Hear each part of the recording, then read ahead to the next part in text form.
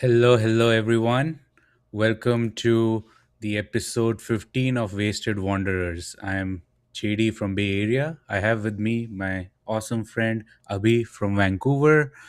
We were off last week to enjoy some peace and quiet, but we are refreshed and ready to talk about the latest events that are happening. Abhi, how are you doing? Doing great, JD. Thanks for that introduction. Yeah, we were both away from our regular basis last week, so yeah, couldn't bring you an episode. But hope you guys are having a great week. Looking forward to I think, well, if you're in Canada, long weekend, and if you're in the US, you guys have to wait one more week for your long weekend. But anyways, guys, let's get started. Three exciting topics today. Um, JD, kick us off on this one. Sure, yeah. So this is an interesting one. So Ticketmaster Monopoly just got crushed in court, and you might be getting a refund. So let me explain. For those who are not familiar, what is Ticketmaster? It's a North American thing. I think it's in the US and Canada. But what is happening is that a jury declared that Ticketmaster, which owns Live Nation also, is a de facto monopoly. So, how did they arrive at that conclusion? Um, I want to step back a minute and tell you about how did Ticketmaster and Live Nation became one company. So, before 2010, Ticketmaster was a ticket authorized seller for concerts and things like that, and Live Nation was event organizer. So it would organize events, concerts, things like that. So these are two separate company. But in 2010, what happened was there was a merger, and because of this they came to conquer this live events market, and they have like something like 80% of market share. And the there was a big deal in 2010, like Department of Justice uh, got onto it, but they allowed the merger to happen despite massive protests. Critics at that time warned that it would create a giant that controlled everything from venues to the artists, but the government only approved it because Live Nation promised to play fair, but clearly that didn't happen. So, over the years, I mean, at least I have witnessed ticket prices for concerts or sporting events just going up and up and up. So what used to cost maybe like $50 a decade ago is now like $500. And then Ticketmaster has an habit of adding these hidden fees and etc fees. Even to print your ticket you need to pay like $20 or something on your own printer, so that's just crazy. But not only this, so I said they have a 80% market share, but what about the other 20%? So that is belong to the small event organizers and things like that. So what this case sets on is that Ticketmaster Live Nation company, they bullied artists and told them like, if you don't use our venues, you're not gonna get a good cut. And that's just monopolistic practice. um, so the jury declared Live Nation is an illegal monopoly. The court found that company used its power to crush competition and overcharge fans, as I told you. And internals emails even showed executive joking about robbing fans blind. So they had a whole email thread going on where they just mocked the fans, saying like they'll pay anything. So yeah, the total damages could reach $450 million.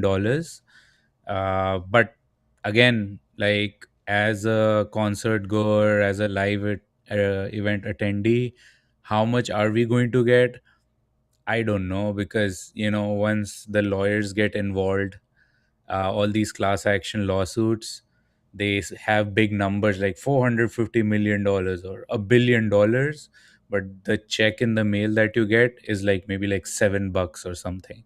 So obviously, like, most of the fees goes to lawyers.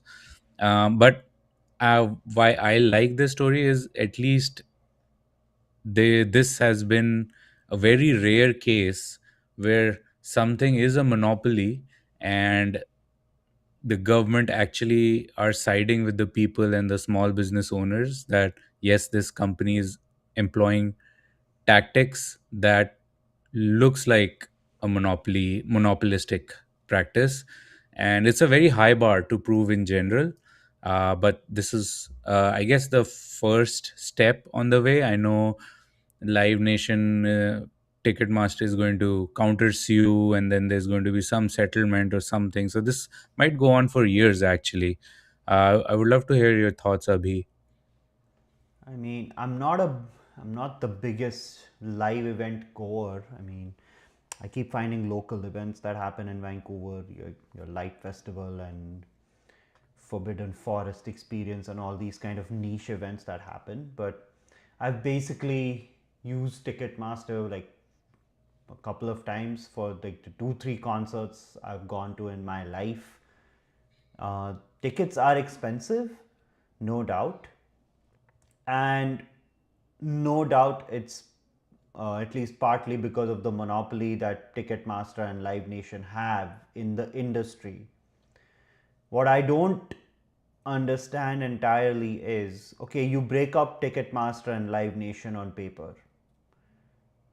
Why would prices go down if there is no other option to buy tickets from? It you can I don't know if ticket prices will get affected at all. What's going to happen is Live Nation, they are probably the ones who have more to lose because they actually promote artists. And that actually is a big expense.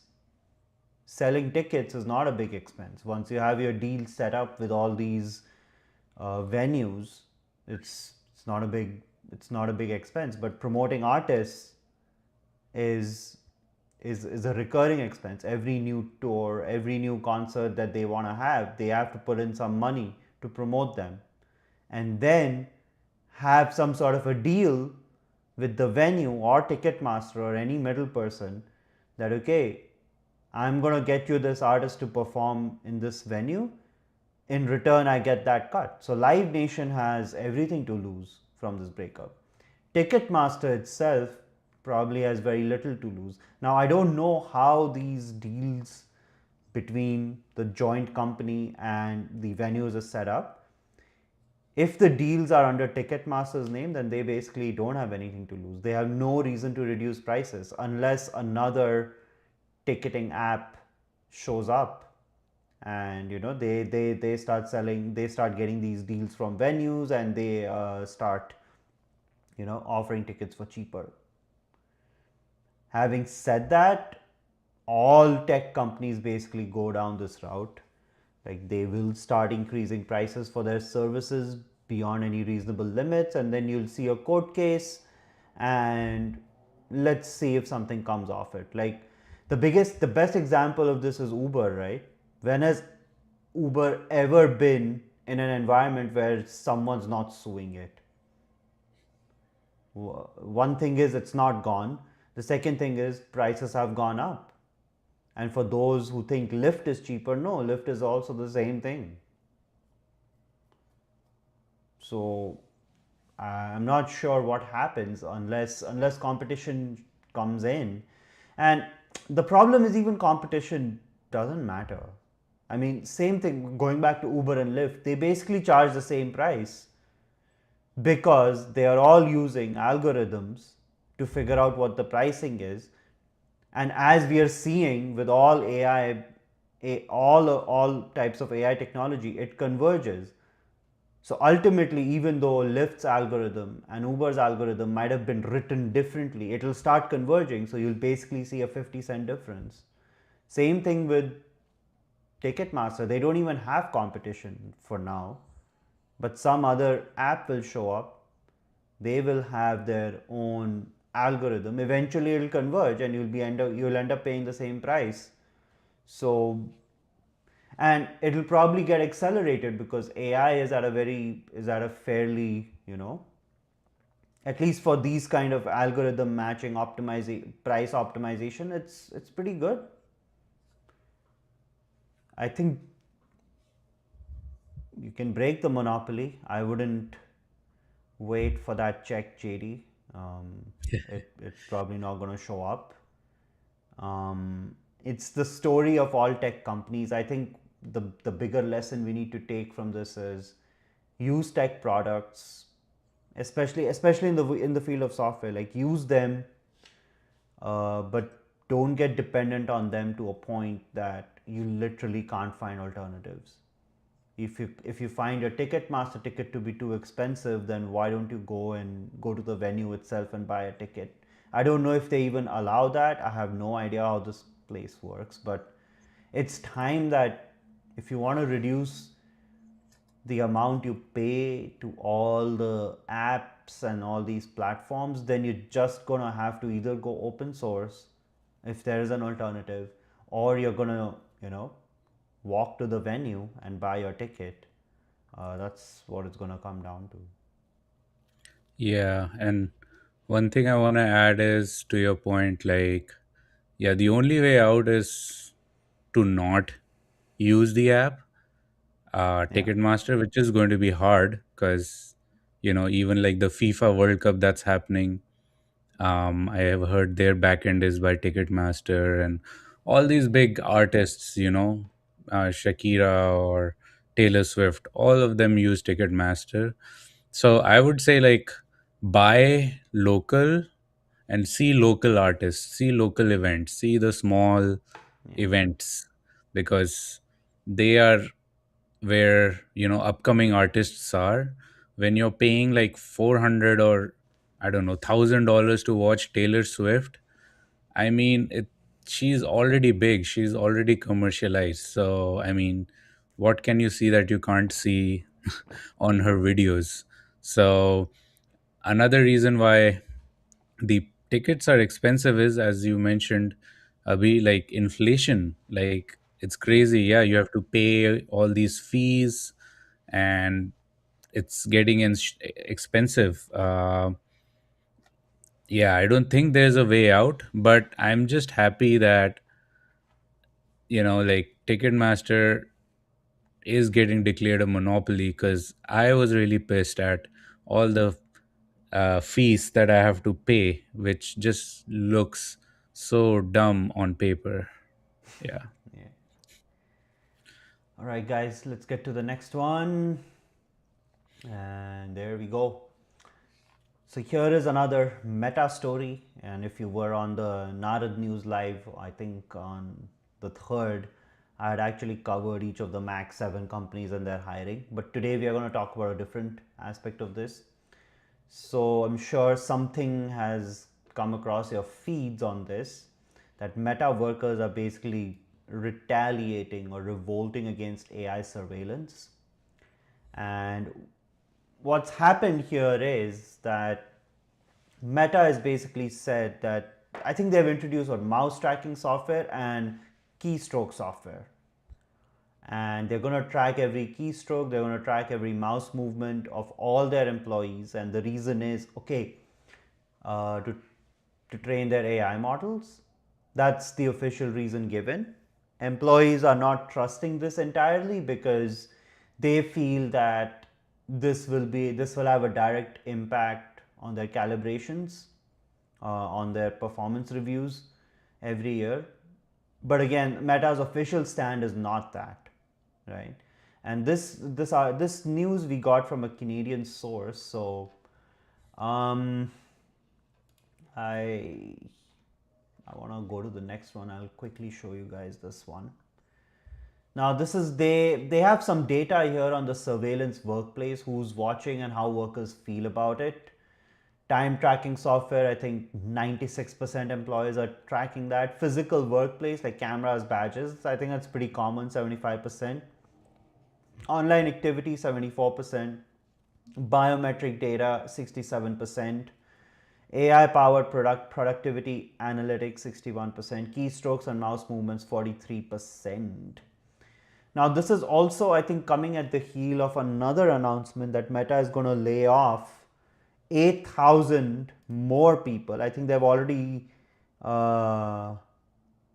they've already laid off like 9,000 this year, uh, and now they're going Yeah. to lay off 8,000 more, which would put them, I guess, the third highest among these tech companies. I think Amazon and UPS are the only ones that would be above Meta at that point.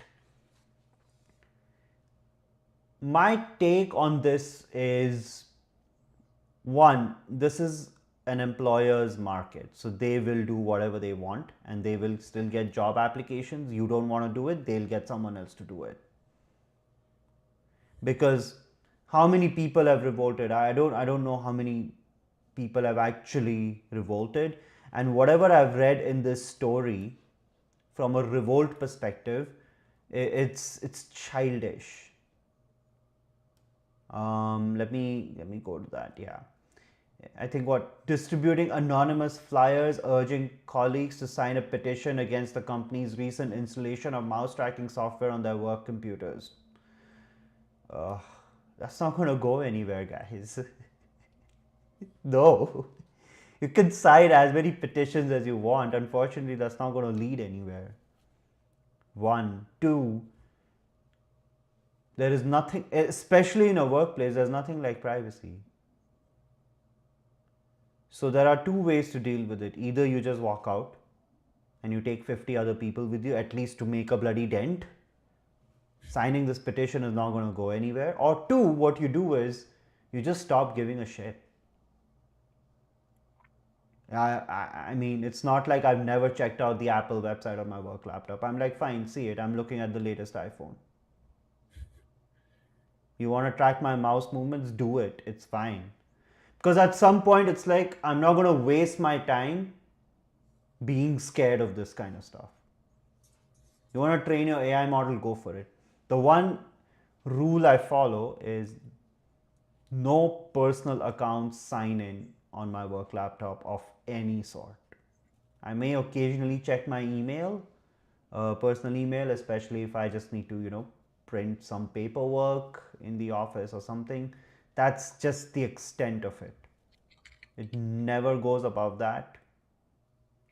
I have a personal laptop, so a lot of people stop carrying personal laptops once they, have a working work laptop. I have never given up my personal computing device, and everything personal is on my personal computing device. So, look, right now, again, AI is partially responsible for job loss. The second thing is Meta is a company that spent $80 billion on a project that no one ever cared about, which was the metaverse. That was the whole reason they changed their bloody name from Facebook to Meta. My only question to Meta's leadership is, what problem was the metaverse solving? And in fact, every foray into VR has been pretty much a disaster, apart from, I think, the PlayStation gaming goggles. And nothing else has even. Apple Vision Pro, massive disaster. Meta Quest, I don't know what that's doing. I think the Ray-Ban glasses are finally doing something interesting.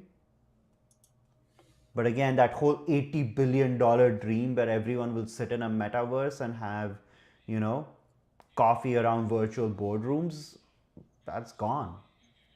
And all that was being financed through debt. They're gonna have to cut somewhere. My I also think that this news has just come out because they literally just want to scare a few people away. It's like, what allegedly Amazon has been doing, right? Oh, everyone has to come back to office. Okay, so some people will just leave out of frustration. I think this is Meta's way of doing it. Fine, we'll only call you 3 days in the office, but every keystroke is being tracked. I mean, they're not laying off 8,000 people because they can afford them, right? I think we see a headline and it's all like, oh my god, morals, ethics. I'm fine with all that. I always feel, but when it comes to companies, corporates, follow the money, sniff the balance sheet. That's where the real reasons for these decisions lie. I know Meta is also investing in data centers, and they have another. I don't. What happened to Llama? I'm not sure. I know now there is new Meta AI, which shows up on WhatsApp and Facebook and everything, or and Instagram. But um, yeah, it's they're trying to build a product which can be enterprise friendly. That is maybe the one thing that Meta, I guess, sort of lacks. But I mean, they have ads, so that's their cash cow. Um, but I think they're trying to make some sort of a serious enterprise grade product by saying, okay, here is an agent that can be a software engineer. Here is an agent that can be an HR manager. Here is an agent that can be a product manager. And because they have the data of all these people doing their jobs at Meta, they train these sophisticated agents and try to sell them. Maybe that's the play. Um, but again, one thing is that it'll take a lot of time.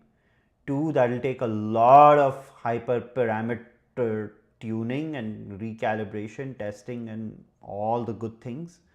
For that, they'll have to spend money on data sets. Not, well, I guess not data sets, but data centers.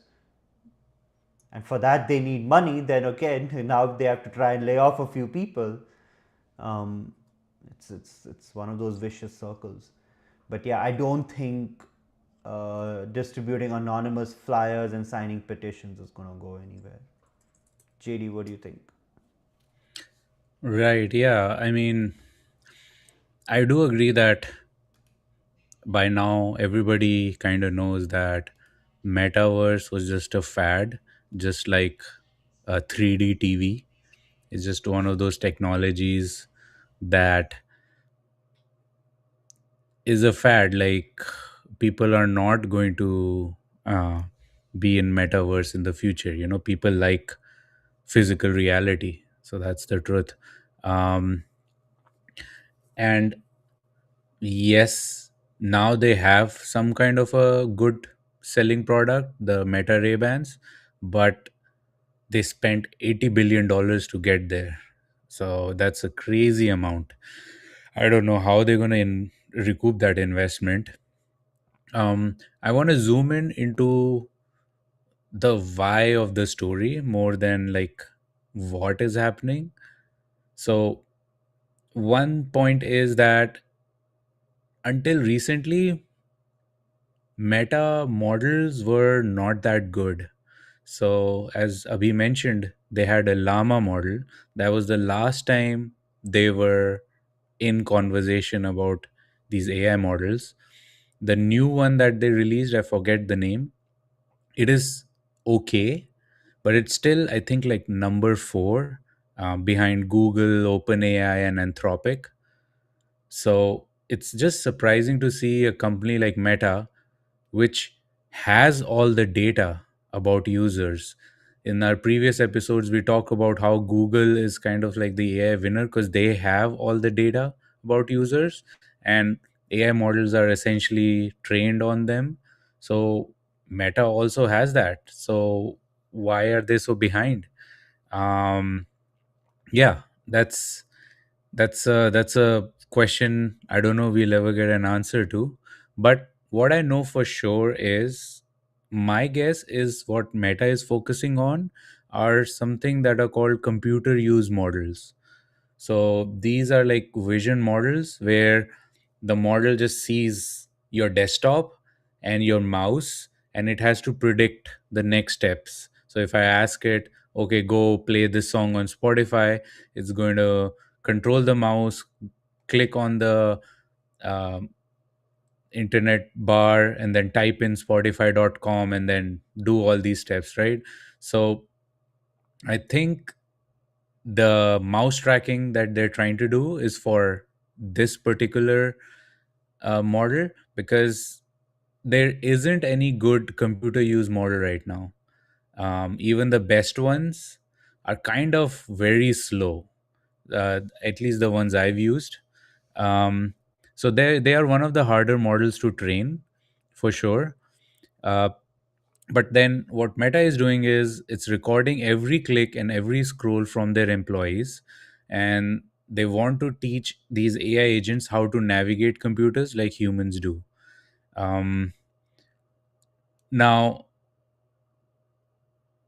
this is also in backdrop of the massive spending that Meta is doing, that Mark Zuckerberg is doing for AI data centers. So I think they're spending something like $50 billion, um, and at the same time, he's also doing these layoffs. So we talked about Jack Dorsey's manifesto, where there he was trying to flatten the organization. I think Zuckerberg is also kind of doing that. He's using AI to automate coordination between the teams, so he can just cut off the middle layer. Um, he wants a flat structure where engineers spend more time building and less time in meetings. So that's the idea. Uh, and yeah, of course, because of all this AI data center building, Meta is taking in a lot of debt. So I guess, yeah, this is a very hard pivot, and it's a massive company. So of course, they're going to be winners and losers. Um, but another point I want to make, and I wonder, is this was an interesting stat that I saw was Meta is officially projected to overtake Google in ad revenues by this year. So analysts expect Meta to hit over $243 billion in ad sales in 2026, which is a little more than Google, right? So it's not that Meta is not making money. It is making a lot of money. But I guess the problem is it's not as diversified as Google or Apple or these other companies. Meta just makes social media and gets ad. So it's a very simple business model. But I don't know, like, how much do people use social media these days? How much of it is just bots interacting with each other, right? We don't know, but I'm getting a substantial chunk. Um, so, yeah, Meta's employees are revolting because they're being forced to train their own AI replacements. That is the tagline.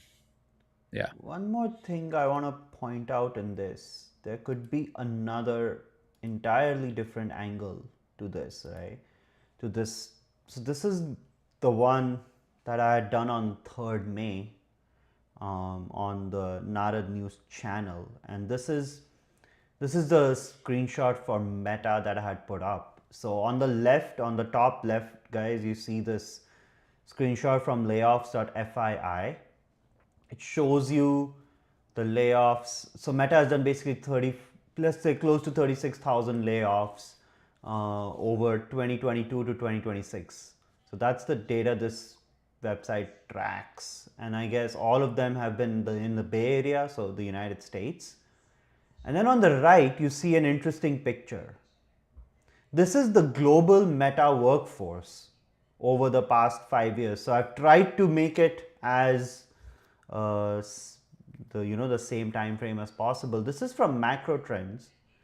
So obviously 2020, less than 60,000 employees. 2021, so height of pandemic, you're above 70K. 2022, you're above 85K. Obviously 2023, massive drop. But from 2024 to 2025, for which there is layoffs data on the chart on the left. So you can see 2025 there has been layoffs. I guess not in 2024. But we have basically since 2023 seen an increase in Meta's workforce. So they are hiring somewhere while they are laying off in the US. Um, it's yeah, I mean, go watch that one if you want to see why, where they're probably hiring these people. But I guess No additional points for second guessing. But yeah, I just wanted to bring that up. There could just be an element of displacement, and we'll only know that, or we'll only know if that pans out or not by the end of the year when we have the layoffs.fii updated and macro trends updated. But it could just be, okay, you're scaring people away. Okay, there are many other parts of the world where people would just jump on a job, a meta job. So only time will tell. Anyways, guys, let's move to our last one for the day. And we go here. Oh, sorry, already did this. There we go. JD, go for it. All right. So this is a more of an economic story. So the tagline is small businesses are the backbone of the US. So why are they cutting jobs while the rest of the economy is growing? Right? So this article is from CNN. I usually don't like CNN articles but because I feel like they can be biased and full of fluff. But I like this one because this had hard data. Um, this is a economic story that might have big impact on the upcoming midterm elections. So small mom and pop shops. So these are firms with less than 10 employees are fighting for their survival. They have cut jobs for 13 months in a row. These tiny businesses lost nearly 300,000 jobs last year alone. So these are your restaurants, your hairdressers, your laundry service, your bars, things like that. Um, these owners are facing price hikes of up to 400% for some components. And, a lot of factors on this, right? Like the latest one is the tariff war and the Iran war, um, and the high fuel prices. But I guess when it started was during the pandemic. So during the pandemic, government gave out a lot of loans, and these people needed the loans the most because they were affected. Uh, their businesses were shut down. They are local, so they are not international. It's not like they can shut down somewhere and then grow somewhere else. Uh, but all that debt is now coming due, right?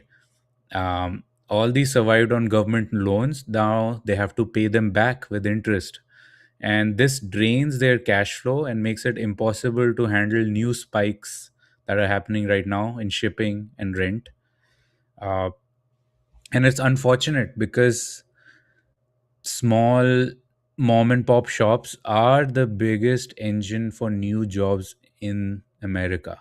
Um, at least in recent history. So, businesses with fewer than 20 workers created over 500,000 jobs last year.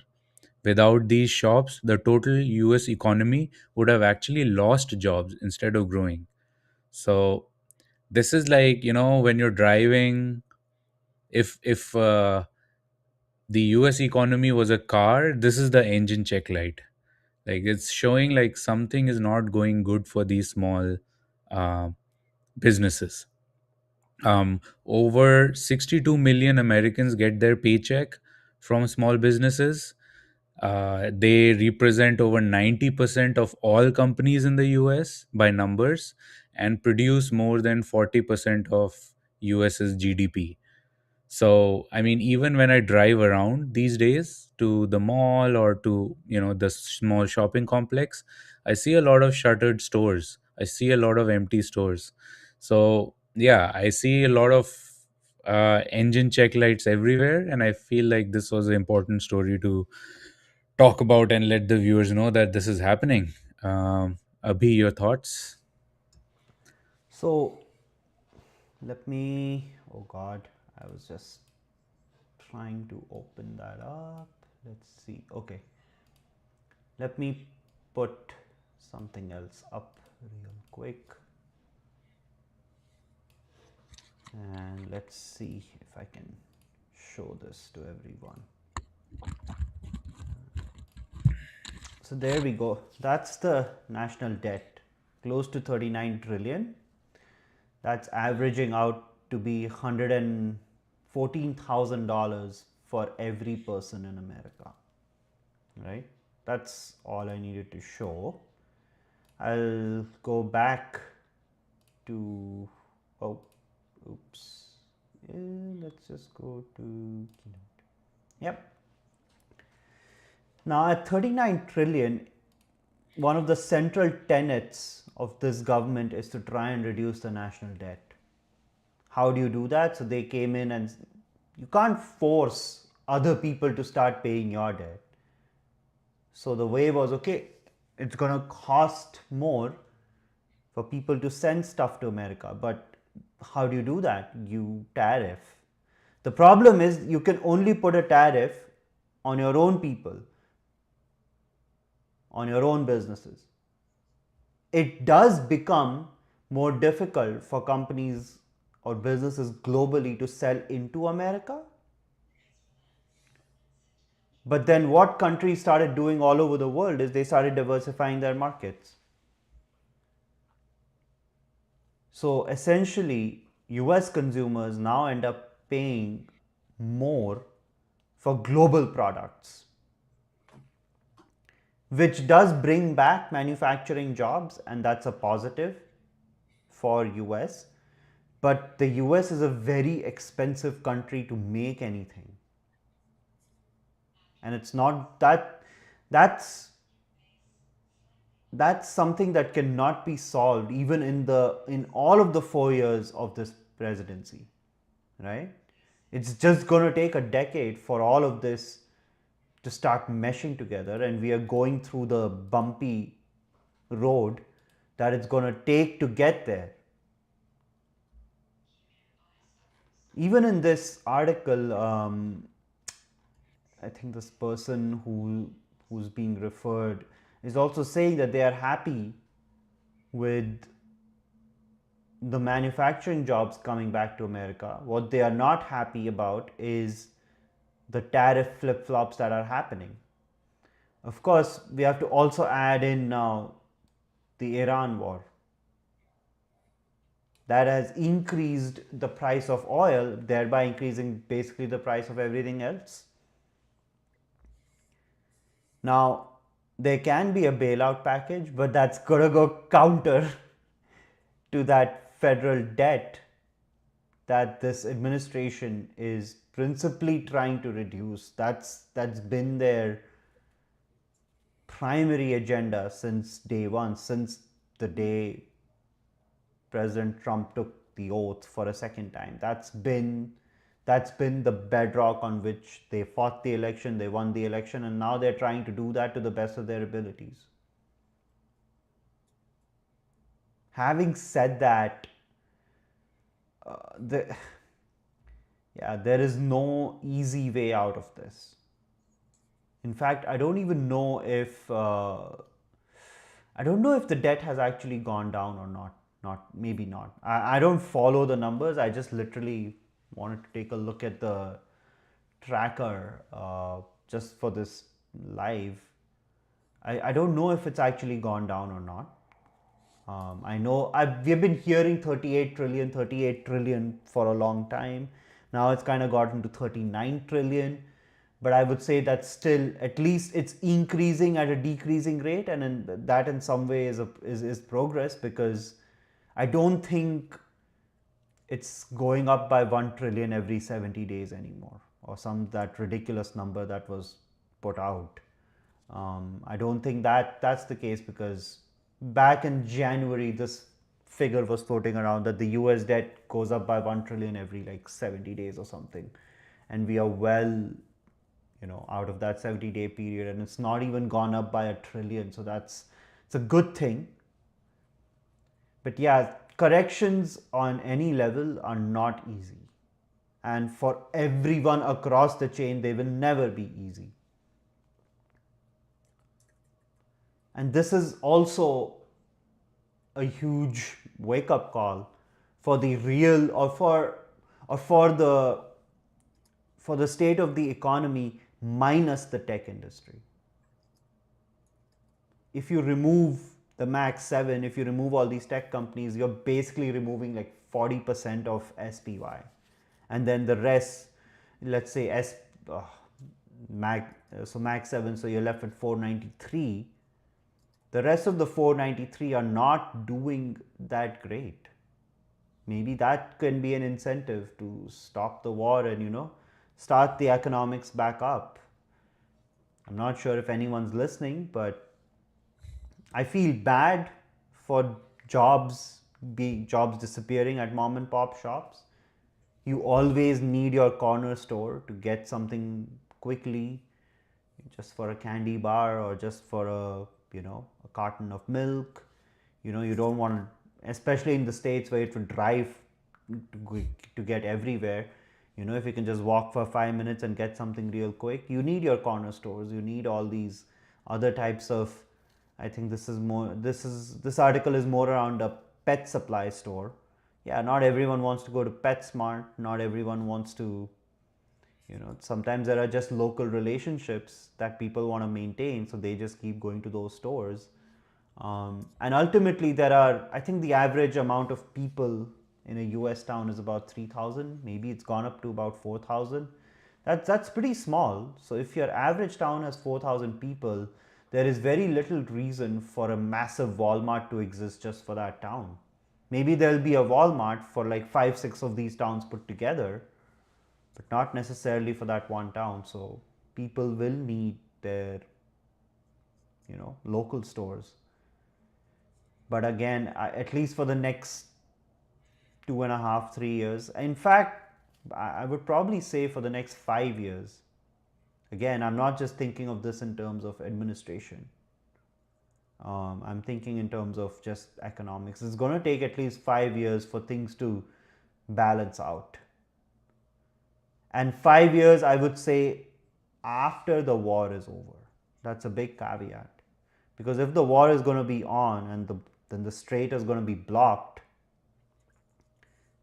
the relief won't come that quickly. Even if US is the biggest exporter of oil, the companies are going to be exporting at market rates, and they're going to be supplying American consumers oil at market rates. So they're not going to be cheaper. Till the strait is blocked, the oil economics is just not going to favor the small business person. Unfortunately, that's the reality that we live in. Yeah, and one thing I want to add is fuel costs have gone up 40% since the start of the year. So, yeah, like this is not just a US problem, it's a global problem. This is happening in, I guess, all rich countries. So, UK, Germany, Australia, all probably have the same issue. And if you are a business that is in a lot of debt, you're going to have a very hard time right now. Like, I mean, look at Spirit, the whole business model failed.